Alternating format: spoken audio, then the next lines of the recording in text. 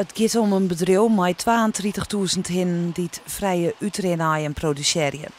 Vanwege besmetting met fipronil waard het hinnenbedrijf aan juli op slot zet door de Nederlandse Voedsel- en Warenautoriteit, de NVWA.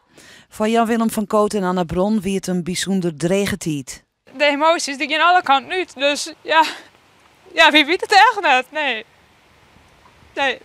Het is gewoon echt, onvoorstelbaar.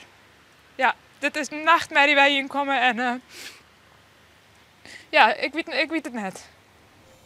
De warme reacties op dit televisie-interview hebben de piekenboeren geholpen om weer gauw aan de slag te gaan voor een terugstart van het bedrijf. Eigenlijk al best wel snel hebben we de schouders er weer onder gezet en ben we hier met een hoop vrijwilligers en daar zijn we echt veel blij mee dat die meesten er zijn. Die ben je komen om eens te helpen en aaien te smieten en intact te scheppen. Want er moest van alles gemaakt worden en je bent er gewoon, je hebt er zoveel extra werk van. Dat we zijn echt veel blij met al die mensen die komen binnen te helpen en uw kaartjes stuurt en alles. Dat jouwt je echt moet.